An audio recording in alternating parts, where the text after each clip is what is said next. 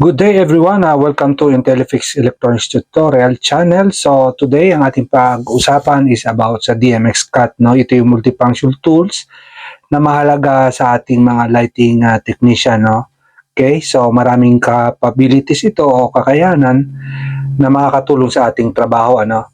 Okay, so ginagamit yan para sa pag-read ng DMX sa RDM. So via your app po, sa mobile app, no? Downloadable 'yan sa ating Play Store, Google, no? So download niyo lang tong application na ito. Then once downloaded, i-on niyo lang yung location setting, no? So for the first time na i-on yung application, kailangan i-turn on yung location. Hindi ko alam bakit kailangan. Okay? So nagwo-work ito via Bluetooth sa ating mobile phone, magko-connect na yan doon sa ating device. Okay? So once na connected na yan, so ang unang makikita nyo yung face, ganyan siya pag hindi siya nakabit sa ilaw. Pero pag kinabit nyo na sa picture o sa ilaw, madadagdagan na yan. Then, kailangan nyo lang i-connect yung ating application sa device. Punta ka dyan sa setting. Then, pe-press nyo lang yung area na yan sa bandang taas and connect. So, dahil nakakonect na siya, kaya ganyan na yung nakalagay dito sa aking app. Okay? So, connect nyo lang sa ilaw, then you can begin your test. No? Napansin nyo, may nadagdag nung nakakonect na. Na-detect nyo ng ilaw, ano? Ayan. Okay? Nadagdag yung ano niya. So, na-detect niya na ang address niya is 161 and pwede nyo na rin siyang i-testing. May bulb sign yon. Press mo lang yan, iikot yung ilaw mo, magkakaroon intensity. Then, meron tayong live view para sa fader. Pwede mo puntahan yung 161. Itap mo lang yung 161. Then, makukontrol mo na yung parameter. No? It's depend on the DMX preset na sinet sa ilaw. Okay? So, at pagkatapos nyo i-clear nyo, kasi mag-i-stay siya, ganyan siya pag hindi na-clear. Mag-i-stay siyang naka-on, okay? So, ayan, battery powered, may torch na siyang kasama, no? So, function niya is RDM, DMX, RDM test toolkit, no? Okay? At maraming pang iba, no? So, pag magka-test kayo ng DMX line, i-check nyo yung signal kung meron ba or pwede kayo mag-send, ano? Pwede nyo i-test yung mga parameter ng ilaw. Okay? Yung pan, tilt, kung ano-ano pa. Okay? So, napakaganda ng tools na to, no? So, pwede kayong mag-set ng address kung wala kayong may mga ilaw na may deep switch, okay? Pwede mag-test ng ilaw, RF, okay? So, marami siyang capabilities, no? Ito yung RDM niya. So, pinapakita ko yung RDM ng ilaw na to na nare-read niya. So, ayan. Yung pinakalahat na mapapasok nyo yung pinaka-data ng inyong picture na may RDM features lang. No? Yung iba kasi hindi RDM ready, no? Ano ba yung RDM? Remote Data Device Management. Okay? So, dyan makakontrol mo lahat. Pwede kayo mag-reset. Okay? At kung ano-ano pa. So, yan ang ating DMX Cut. So, maganda yan. Ginagamit katulad sa picture na to. Walang display. Hindi natin maseset na address. Kailangan natin DMX Cut. Okay? Unless meron kayong software para sa picture na to, ay kailangan nyo yung software, yung tools. But DMX Cut, pwede sa lahat ng ilaw. Basta RDM siya, ano? Okay? So, gagana siya. Mariread niya, maseset nyo, matetest nyo lahat yung picture, kung anong problema niyan. Pwede kayo magbato ng kulay, magbuhay, pan, tilt, position, gobo, everything. Okay?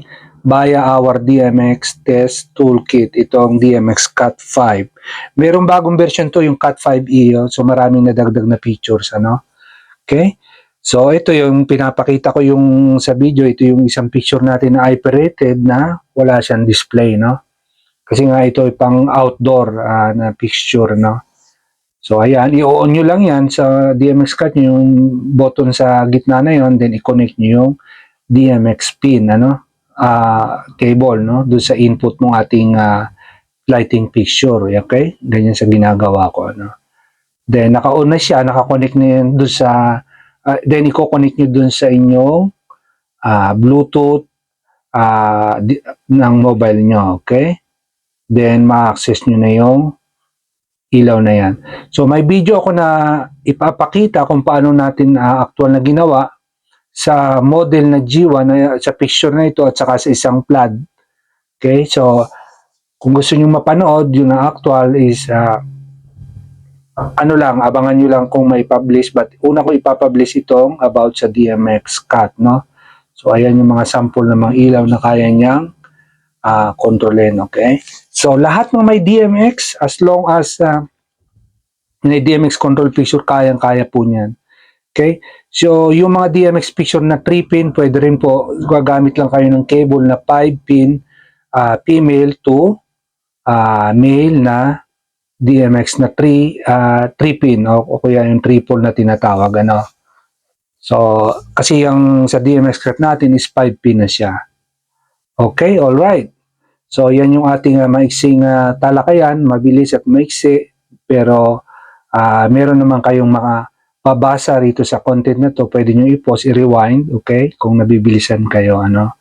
So, maraming salamat at abangan nyo ang ipapublish kong content para sa actual testing ng ating picture, no. So, makikita nyo doon i-screen record ko para makita nyo mismo kung ano yung ginagawa ko sa application. So, may mga related topic na akong nagawa rito na pwede nyo rin balikan. So, katulad yung nasa picture na inyong nakikita, pwede nyo balikan yan. At saka yung ibang related topic, okay, katulad sa paggawa ng cable, 3-pin to 5-pin or 5-pin to LAN or RJ45 DMX.